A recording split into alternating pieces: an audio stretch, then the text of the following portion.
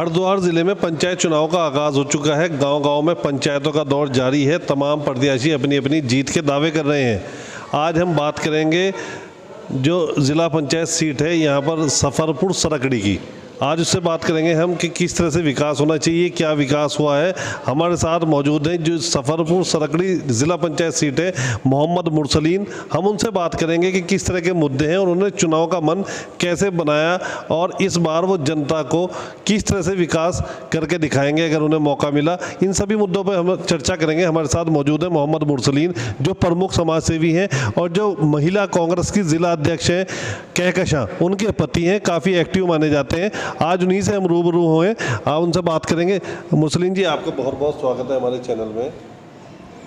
शुक्रिया। सबसे पहले मैं आपके न्यूज़ प्लेटफॉर्म का धन्यवाद करता हूं, जिसने मुझे अपनी बात रखने का मौका दिया। मुरसलीन जी, हम आपसे जानना चाहेंगे कि आपने चुनाव लड़ने का मन क्यों बनाया, कैसे आप राजनीति में आए यहाँ पे? देखिए, पिछली बार मैं चुनाव जिला पंचायत का चुनाव लड़ा था ननेड़ा अनंतपुर सीट से। मैं चुनाव शौक में लड़ा था, मुझे पता नहीं था चुनाव होता क्या है। लेकिन अल्हम्दुलिल्लाह मैं चुनाव बहुत अच्छे से लड़ा, जनता के बीच में गया, जनता ने मुझे बहुत प्यार दिया। तकरीबन 350 वोटों से मैं चूक गया था। इस बार मैं चुनाव लड़ना नहीं चाह रहा था। जनता की सेवा बिना किसी चुनाव के, अगर आपके दिल में दर्द है, आपके अंदर पीड़ा है, आपके अंदर कुड़न है, तो आप बिना किसी राजनीतिक पद के भी कर सकते हो। आपके अंदर क्षमताएं होनी चाहिए, आपके अंदर कैपेबिलिटी होनी चाहिए, आपका मन अच्छा होना चाहिए और आपके अंदर एक जज्बा होना चाहिए। मैं कोई पॉलिटिशियन नहीं हूँ, ना ही मुझे कोई पॉलिटिशियन करने के लिए मैं राजनीति में आया हूँ।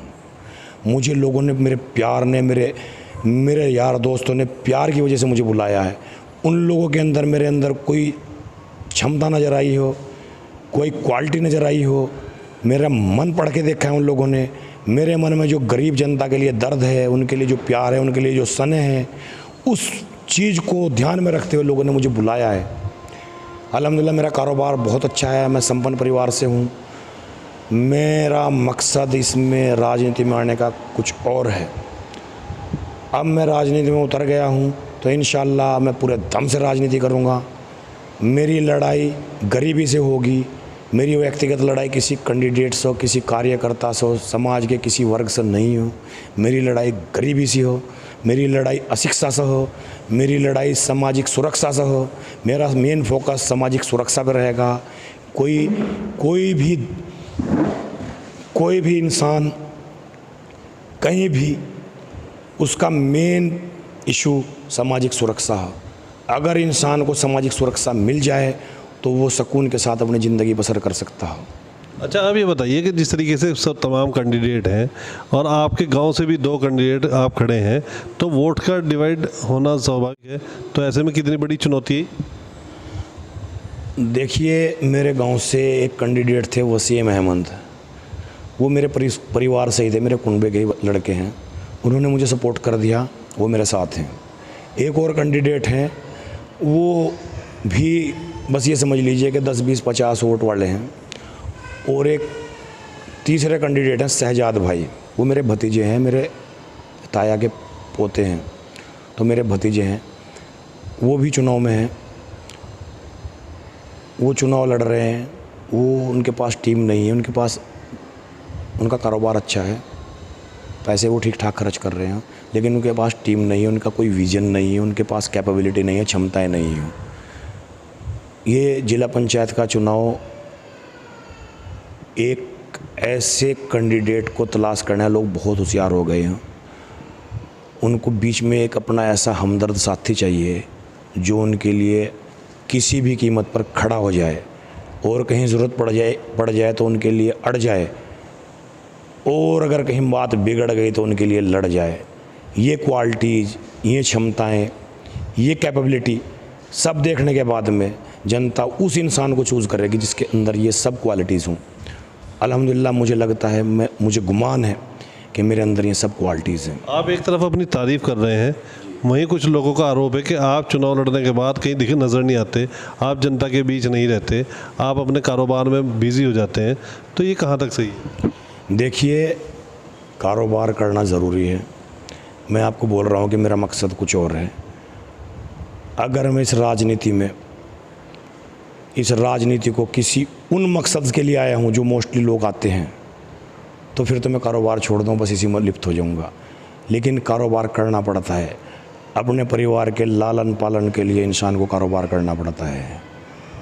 और अब ये हाईटेक ज़माना है, इसमें कारोबार यहाँ हो, दिल्ली हो या मुंबई हो, अब कहीं कोई बहुत ज़्यादा दूरियाँ नहीं रही। अब मेरा कारोबार पुणे में है, वहाँ से मुझे रुड़की तक पहुँचने में 4-5 घंटे लगते हैं। मेरा 50% वक्त यहाँ गुजरता है, 50% वक्त मेरा वहाँ गुजरता है। और अल्लाह ताला ने अगर मुझे कामयाब कर दिया तो मेरा हाईटेक बिजनेस हो, मेरे मुनीम हो, मेरे भतीजे हैं, मेरा परिवार हो, सब मिल के कारोबार कर रहे हो, तो वो उधर देख लेंगे, मैं इधर देख लूँगा। आप राजनीति को कमाई का जरिया नहीं मानते? बिल्कुल नहीं। राजनीति सेवा का जरिया हो। राजनीति डॉक्टर्स और वकील और जज, ये लोग देश की सेवा के लिए बने हैं। लेकिन कुछ लोगों ने ये सिद्धांत चेंज कर दिए हैं। अब लोग इसमें कुछ और तलाश कर रहे हैं। मुरसलीन जी, आप काफ़ी दिनों से राजनीति में बता रहे हैं और लोगों से जुड़े रहे हैं। कोरोना काल में आपने लोगों की क्या मदद की? हमने कोरोना काल में एक बहुत अल्हम्दुलिल्लाह उम्दा तरीके से लोगों की मदद की है। हमने जगह जगह जो ज़रूरतमंद लोग थे उनके पास में राशन की सप्लाई की है। मुरसलीन जी, हम आपसे जानना चाहेंगे कि लोगों से आप किस तरह की अपील करना चाहेंगे कि वो आपको वोट दें और क्यों दें, ये अपील? देखिए, मुझसे नहीं, ये वोटर का हक है। कोई भी कैंडिडेट उनके दरवाजे पे वोट मांगने के लिए है। सबको वोट मांगने का डेमोक्रेसी है, प्रजातंत्र है, कोई भी चुनाव लड़ सकता है। वोटर की अपनी पर्सनल चॉइस है, वो किसी को भी चुन सकती है। आपने बहुत अच्छा क्वेश्चन किया कि क्यों वोट दे, मुझे क्यों वोट दे और किसी को क्यों वोट दे।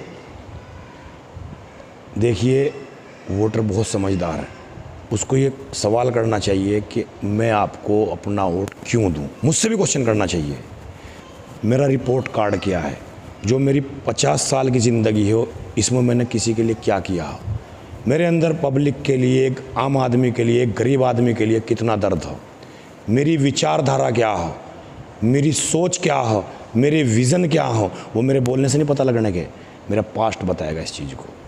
तो सबसे क्वेश्चन करो कि तुम क्या करोगे, क्या तुम्हारी क्षमताएं हैं, तुम्हारे अंदर कितना दम है, तुम किसके लिए लड़ सकते हो, और ज़रूरत पड़ी तो जनता के लिए कहाँ कहाँ लड़ सकते हो। ये क्वेश्चन करो आप। आपको एक जिला पंचायत सदस्य नहीं चुनना, आपको अपने बीच में एक ऐसा व्यक्ति लाना हो जो आपकी रहबरी करो, जो आपके लिए लड़ जाए, जो आपकी आवाज़ बन जाए। ऐसा आदमी आपको बीच में लाना हो। उसमें मैं भी हो सकता हूँ और मेरे से बेहतर कोई और भी हो सकता है। फैसला आपका हो, आपको सोचना हो। जब आप अपना वोट डालने जाएं तो आप अपने मन में ये सवाल लेकर जाएं कि बेहतर कौन हो, किसके अंदर क्षमताएं हो, किसके अंदर कैपेबिलिटी हो, कौन कितना कर सकता हो, किसके क्या विजन हो। बस मेरी यही अपील है। शुक्रिया बहुत बहुत मुरसलीन भाई। जिस तरीके से लगातार चुनाव में प्रचार तेज़ी पकड़ गया है, तो वहीं जिस तरीके से मोहम्मद मुरसलीन का दावा है कि जो पिछले ज़िला पंचायत सदस्य रहे उन्होंने इस क्षेत्र का कोई विकास कार्य नहीं किया, जिसका खामियाजा यहाँ की जनता को भुगतना पड़ रहा है। लेकिन अगर उन्हें मौका मिला तो इस क्षेत्र की तस्वीर बदलने का काम करेंगे और इस क्षेत्र को चमन बनाने का काम करेंगे। चाहे वो तालीम का मामला हो, चाहे वो शिक्षा का मामला हो, चाहे वो बिजली का मामला हो, कोई भी समस्या रहेगी उसे प्रमुखता से हल कराया जाएगा। अब देखने वाली बात यह है कि मोहम्मद मुरसलीन को कितनी बड़ी कामयाबी मिलती है, कौन जीतता है कौन हारता है ये तो आने वाला समय ही बताएगा। लेकिन इतना ज़रूर है कि मोहम्मद मुरसलीन काफ़ी मजबूती के साथ चुनाव मैदान में डटे हुए हैं। आरिफ नियाजी, रुड़की।